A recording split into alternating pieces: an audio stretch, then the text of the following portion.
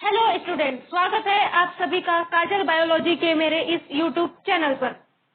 तो जैसा कि हम क्लास 11 के बायोलॉजी नंबर चैप्टर 8 पढ़ रहे थे, तो पहले तो मैं ये बता दूं कि मैंने सबसे पहले बायोलॉजी में चैप्टर 8 से क्यों पढ़ाना स्टार्ट किया। इसका मेन कारण ये है क्योंकि ये चैप्टर और 10वां चैप्टर पूरी बायोलॉजी की बुक का बेस है। मतलब जो भी हम पूरे बुक में हम जो भी पढ़ेंगे इस चैप्टर से रिलेटेड कुछ ना कुछ होगा। तो हम शुरुआत करते हैं। तो जैसा कि हमने अपने पिछले वीडियो में कुछ बेसिक बातें जानी थी, जैसे कि कोशिका की खोज किसने की, किसने कोशिका सिद्धांत दिया, कोशिका का आकार क्या होता है, उसका माप क्या होता है। तो आज हम इस वीडियो में उसी चैप्टर को लेकर आगे बढ़ेंगे। तो जैसा कि हम कुछ कोशिकाओं की बात कर रहे थे, जैसे कि प्रोकैरियोटिक कोशिका और यूकैरियोटिक कोशिका, तो आज हम इसी से लेकर चैप्टर को आगे बढ़ाएंगे। तो जैसा कि हमने कुछ मेजर डिफरेंस देखा था प्रोकैरियोटिक कोशिका में और यूकैरियोटिक कोशिका में। तो जैसा कि हम जानते हैं कि प्रोकैरियोटिक कोशिका में उनका जो मतलब प्रोकैरियोटिक कोशिका का जो केंद्रक होता है वो झिल्ली से घिरा हुआ नहीं होता है। वो केंद्रक ऐसे ही पड़ा हुआ होता है, मतलब वो किसी भी झिल्ली से घिरा हुआ नहीं होता है। जबकि हमारी जो यूकैरियोटिक कोशिका है उसका जो केंद्रक है वो झिल्ली से घिरा हुआ होता है। मतलब प्रोकैरियोटिक कोशिका में झिल्ली रहित केंद्रक पाया जाता है और यूकैरियोटिक कोशिका में झिल्ली युक्त केंद्रक पाया जाता है। और कुछ मेन डिफरेंस क्या है इन दोनों में कि प्रोकैरियोटिक कोशिका में कोई भी झिल्ली युक्त अंग नहीं पाए जाते हैं। मतलब प्रोकैरियोटिक कोशिका में जो भी अंग होते हैं वो झिल्ली युक्त नहीं होते हैं, जबकि हमारे जो यूकैरियोटिक कोशिका होती है उनमें झिल्ली युक्त अंग पाए जाते हैं। तो जैसा कि हम देख रहे हैं कि ये है प्रोकैरियोटिक कोशिका की संरचना। तो इसको हम कहते हैं मीसोसोम, जो कि प्रोकैरियोटिक कोशिका में श्वसन में मदद करता है। और भी इसके कुछ काम है जो कि हम आगे पढ़ेंगे। ये इसका डीएनए। और हाँ, प्रोकैरियोटिक कोशिका में सिर्फ और सिर्फ 70S प्रकार का राइबोसोम पाया जाता है। अब इसका ये प्रकार क्या होता है, इसमें S का मतलब क्या होता है, इसमें जब हम राइबोसोम के बारे में डिटेल में स्टडी करेंगे तब हम बताएंगे कि क्या होता है। फिलहाल यहाँ ये जानना जरूरी है कि जो हमारा प्रोकैरियोटिक कोशिका होती है उसमें सिर्फ और सिर्फ 70S प्रकार का राइबोसोम पाया जाता है, जबकि जो हमारी यूकैरियोटिक कोशिका होती है उसमें 80S और 70S दोनों प्रकार का राइबोसोम पाया जाता है। और प्रोकैरियोटिक कोशिका में क्या होता है, जो प्रोकैरियोटिक कोशिका होती है वो यूकैरियोटिक कोशिका से बहुत छोटी होती है। मतलब इसका मतलब ये जो कोशिका होती है उसका साइज इससे बहुत छोटा होता है और ये बहुत जल्दी से विभाजित होती है। और जैसा कि हम यूकैरियोटिक कोशिका की बात करें तो हम जानते हैं कि पादप में और जंतु में यूकैरियोटिक कोशिका पाई जाती है, बट जो पादप और जंतु होते हैं उनकी भी जो यूकैरियोटिक कोशिका होती है वो अलग अलग प्रकार की होती है। तो अभी पहले कुछ बातें कर लें। तो जो हमारी पादप की जो यूकैरियोटिक कोशिका होती है और जो जंतु की यूकैरियोटिक कोशिका होती है उनमें अंतर क्या होता है कि जो हमारी पादप की यूकैरियोटिक कोशिका होती है उसमें केंद्रीय रिक्तिका पाई जाती है और हरित लवक पाए जाते हैं, जो कि जंतु कोशिका में नहीं होते हैं।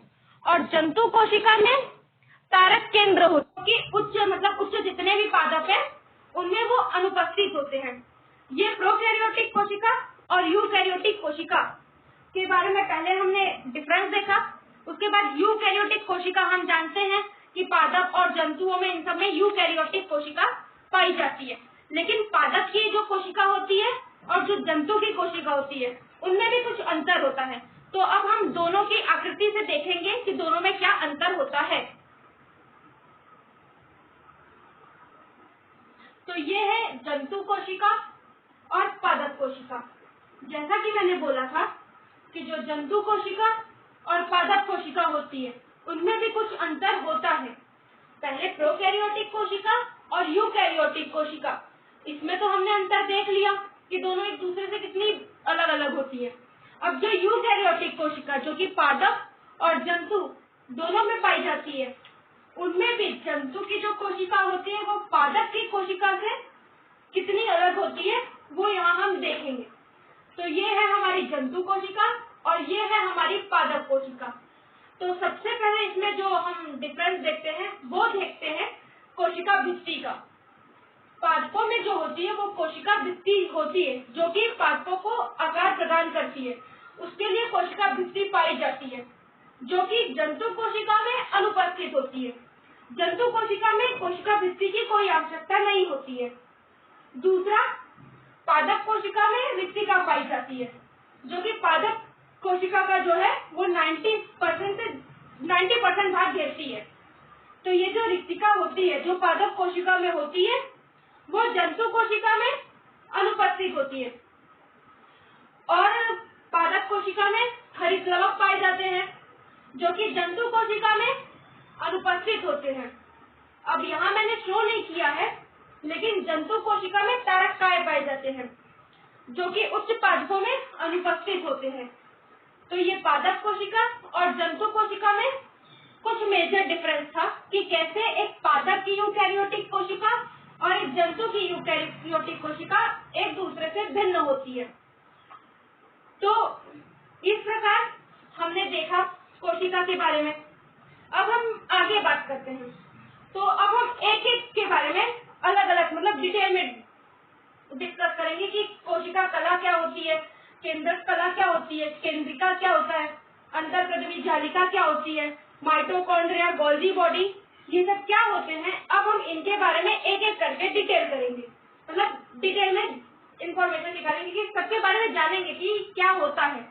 अभी तो हमने देख लिया कि किसमें क्या पाया जाता है, अब हम एक एक के बारे में स्टडी करेंगे। तो हमारा अगला टॉपिक रहेगा कोशिका झिल्ली, कि अब हम कोशिका झिल्ली के बारे में इन डिटेल पढ़ेंगे। तो जब हमने कोशिका झिल्ली के बारे में पढ़ा तो हमें पता चला कि कोशिका झिल्ली में प्रोटीन, लिपिड व कार्बोहाइड्रेट पाया जाता है।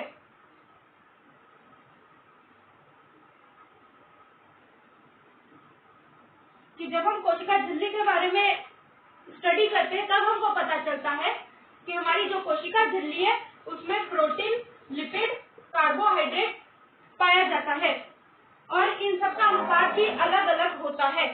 जैसे जो मनुष्य की आरबीसी होती है उसमें जो मनुष्य के आरबीसी होती है उसमें 52% प्रोटीन और 40% लिपिड पाया जाता है। 52% प्रोटीन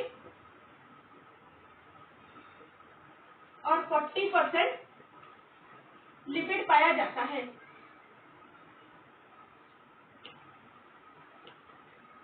कि जब हम देखते हैं तो उसमें प्रोटीन, लिपिड और कार्बोहाइड्रेट हमारी कोशिका झिल्ली में पाया जाता है और वो भी जो प्रोटीन, लिपिड होती है उनकी मात्रा मतलब अनुपात सब में अलग अलग होता है। अलग अलग कोशिकाओं में अलग अलग होता है। जैसे मनुष्य के जो आरबीसी है उसमें जो प्रोटीन की मात्रा होती है उसमें 52% होती है और लिपिड की मात्रा 40% होती है। ये हो गया। और जब हम कोशिका झिल्ली का मतलब लिपिड और प्रोटीन का औसत संगठन देखने जाए तो लिपिड होता है 40%, प्रोटीन होता है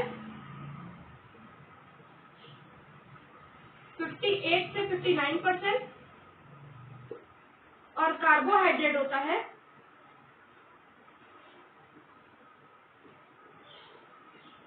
1 से 2%।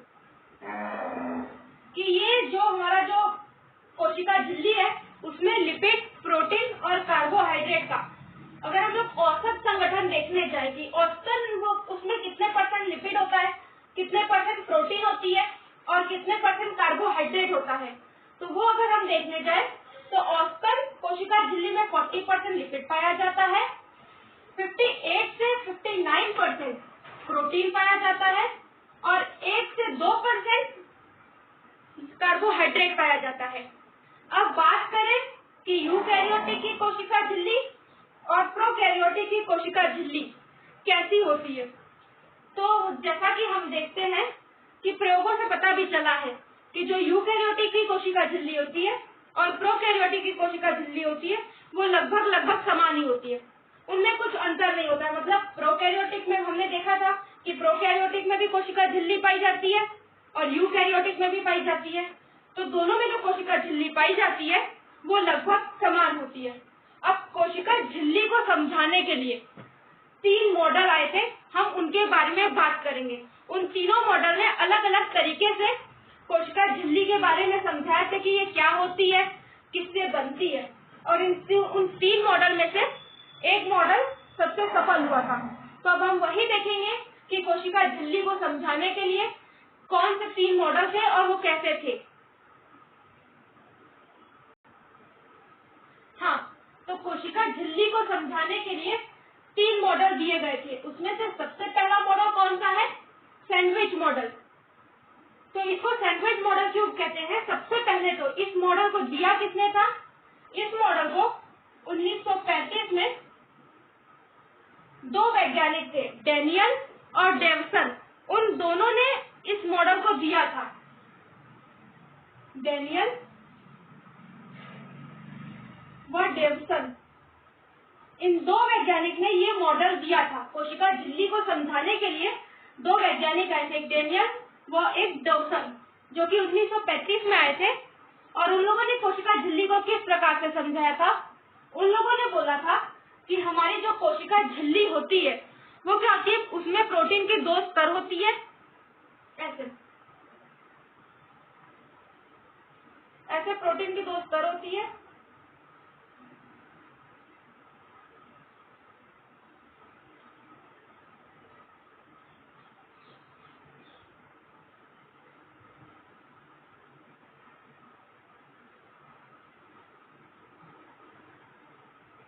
और जैसे ये 2 प्रोटीन की स्तर हो गई, ये प्रोटीन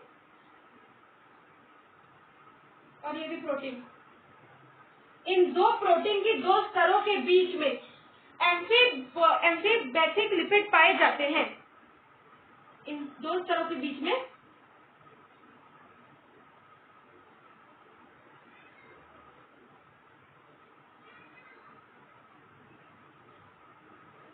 एम्फीपैथिक लिपिड पाए जाते हैं।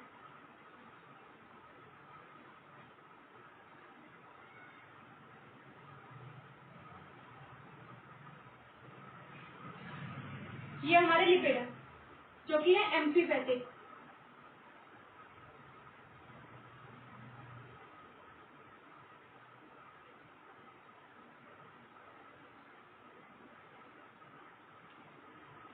तो ये संरचना बिल्कुल एक सैंडविच की तरह दिखाई देती है कि प्रोटीन की 2 स्तरों के बीच में एम्फीपैथिक लिपिड इस तरीके से जुड़े होते हैं कि ये जो पूरी संरचना है वो एक सैंडविच की तरह दिखाई देती है, इसलिए इसे सैंडविच मॉडल कहते हैं।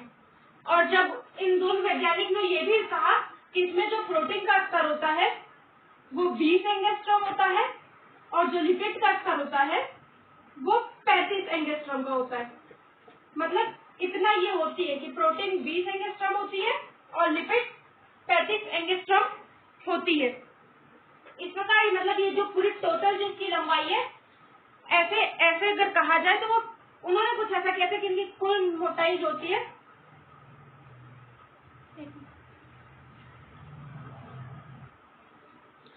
तो जब उन्होंने इसका जो वो परास देखा कि इनका टोटल परास कितना है, तो उन्होंने उसका परास बताया 75 से 100 एंगस्ट्रॉम कि इतना दोनों का परास होता है। तो यही हमारा सैंडविच मॉडल था। हमारे सैंडविच मॉडल को दिया था 1935 में 2 वैज्ञानिक, डेनियल और डेवसन ने।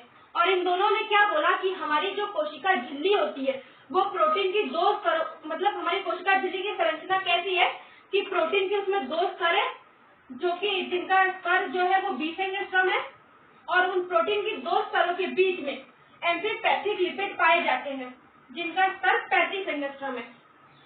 अब उन्होंने इस लिपिड को एम्फीपैथिक क्यों कहा? क्योंकि इसमें 2 भाग पाए जाते हैं। इनका जो हेड भाग होता है वो जल रागी होता है और जो ये पुच्छ वाला भाग होता है वो जल विरागी होता है। इस प्रकार से इसमें ऐसी 2 संरचना पाई जाती है। मतलब उनका जो हेड पार्ट है वो जल में विलय होता है और जो पुच्छ वाला भाग है वो जल में विलय नहीं होता है। तो इस प्रकार उसमें ऐसे दो संरचना के कारण उस लिपिड को हम एम्फीपैथिक लिपिड कहते हैं। तो यही था हमारा सैंडविच मॉडल। अब इसमें ये जो इसका हेड पार्ट है वो प्रोटीन के साथ हाइड्रोजन बंध से जुड़ा हुआ होता है। अब जैसे कि हम देख रहे हैं यहाँ कि इसका जो हेड पार्ट है वो प्रोटीन के साथ जुड़ा हुआ है, तो वो जिस बॉन्ड से जुड़ा होता है वो वहां पर हाइड्रोजन बॉन्ड होता है, और इन दोनों के बीच में जो फोर्स होता है वो वॉन डेर वाल्स फोर्स होता है। तो इस प्रकार से उन्होंने पूरी कोशिका झिल्ली की संरचना दी कि कैसे कोशिका झिल्ली बनती है। तो दो प्रोटीन की तरह उनके बीच में लिपिड पाए जाते हैं, जिसमें उसका जो जल रागी वाला सिरा है वो प्रोटीन के साथ हाइड्रोजन बंध बनाता है, और उनके पुच्छ सिरों के बीच में वॉन डेर वाल बल होता है। ये था इनका सैंडविच मॉडल। क्योंकि ये पूरी तरीके से कोशिका झिल्ली के बारे में नहीं बता पाया, इसीलिए ये फेल हो गया, और आगे एक और मॉडल आया। तो अब हम देखेंगे कि वो मॉडल क्या है। सैंडविच मॉडल हमने पढ़ लिया, अब हम दूसरा मॉडल पढ़ेंगे।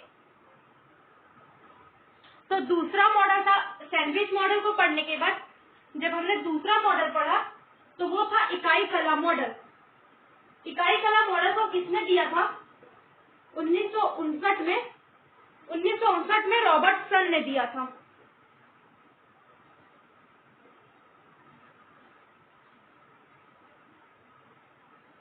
ये जो इकाई कला मॉडल है उसको 1959 में रॉबर्टसन ने दिया था।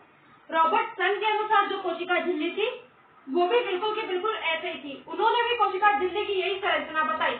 उन्होंने बस एक पॉइंट एक्स्ट्रा कह दिया कि जो भी कोशिकीय अंग है उन सबकी जो मतलब जितने भी कोशिकीय अंग हैं उनकी कोशिका झिल्ली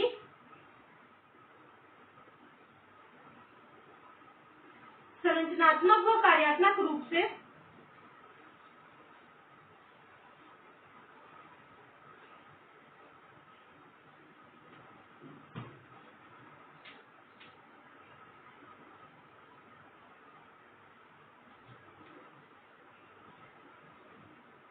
समान होती है।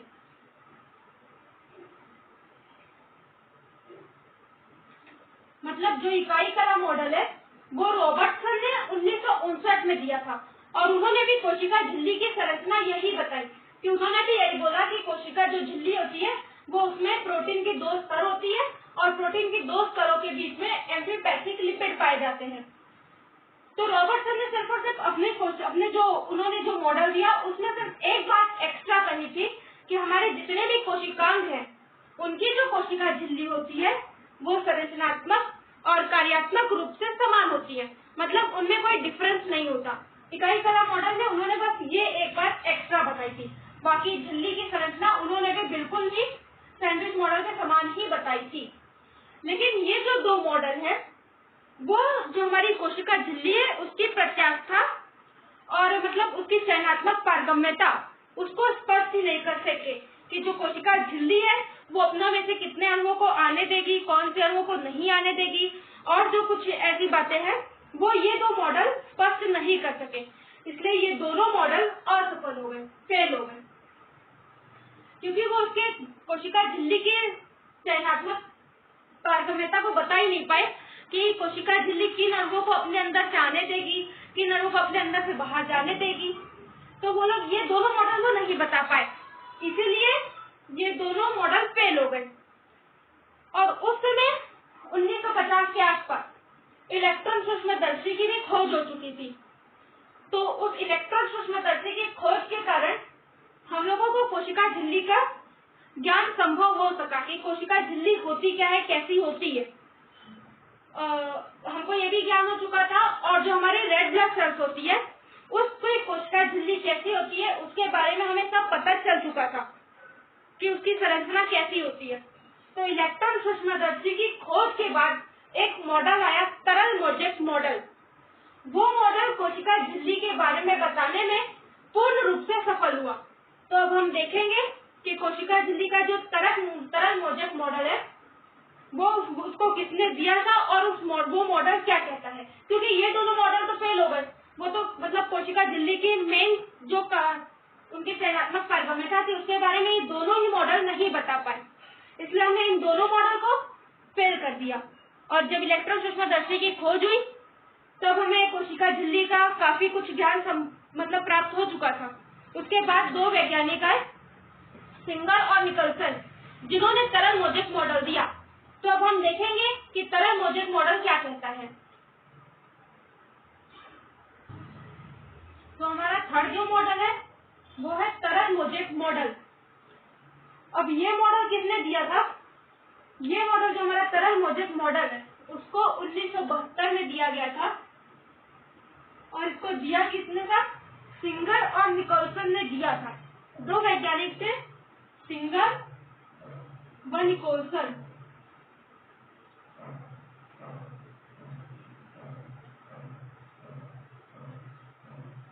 इन दो वैज्ञानिकों ने इस मॉडल को दिया था।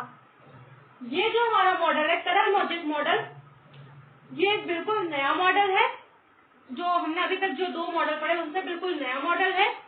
और इस मॉडल को बहुत ज्यादा मान्यता भी प्राप्त हुई, क्योंकि ये लगभग कोशिका झिल्ली के बारे में सारी जानकारी देता है। तो इसीलिए इस मॉडल को बहुत ज्यादा मान्यता प्राप्त हुई और ये बिल्कुल नया मॉडल भी है। अब इस मॉडल के अनुसार क्या होता है, इन दो वैज्ञानिकों ने क्या बताया कि हमारा जो कोशिका झिल्ली होती है वो लिपिड के दो स्तरों की बनी होती है, जिनके बीच में जो प्रोटीन होते हैं वो मोजेक रूप में बिखरे होते हैं। इन्होंने पूरी मॉडल ही चेंज कर दिया था। अभी तक हम लोग क्या पढ़ रहे थे कि हमारी जो कोशिका झिल्ली होती है उसमें प्रोटीन के दो स्तरों के बीच में लिपिड पाया जाता है।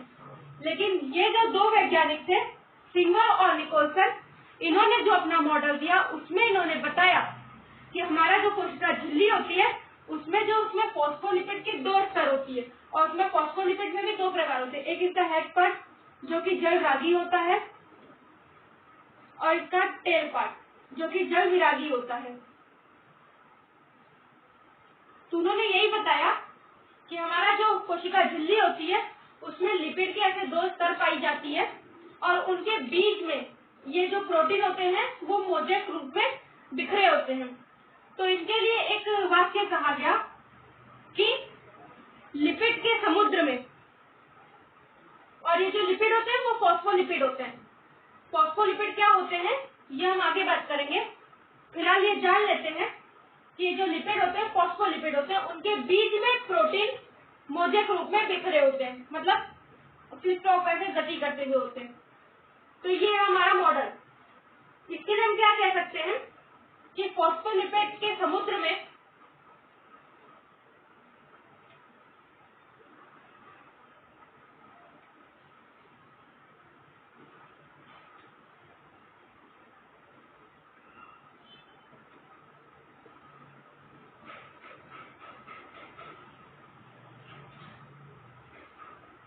इसके लिए एक मॉडल के लिए एक वाक्य और कहा गया कि फॉस्फोलिपिड के समुद्र में प्रोटीन के द्वीप। अब ऐसा क्यों कहा गया? क्योंकि ये हमारा ऐसे पूरा जो फॉस्फोलिपिड है, फॉस्फोलिपिड की प्रकृति होती है तरीली प्रकृति। उसके बारे में हम आगे डिटेल में चर्चा करेंगे कि क्या होता है। अभी हम आज के इस वीडियो में सिर्फ इस मॉडल का बेसिक ही जानेंगे। बाकी इस मॉडल के बारे में हम अच्छी तरह से डिटेल में जो स्टडी करेंगे वो हम अगले वीडियो में करेंगे। तो आज के वीडियो में बस मैं इतना ही बताना चाहूंगी कि जो तरल मोजेक मॉडल है उसको 1972 में दो वैज्ञानिक सिंगर और निकोलसन, ये जो दो वैज्ञानिक थे, इन दोनों ने इस मॉडल को दिया। उनके अनुसार जो कोशिका झिल्ली होती है उसमें फॉस्फोलिपिड के दो स्तर होते हैं, एक स्तर ये रहा, एक स्तर ये रहा, और उनके बीच में जो प्रोटीन होती है वो प्रोटीन मोजेक रूप से बिखरी होती है। और उसमें भी दो प्रकार की प्रोटीन होती है, एक परिधीय प्रोटीन और एक अंतर्वेशी प्रोटीन। उसके बारे में हम अगले वीडियो में चर्चा करेंगे।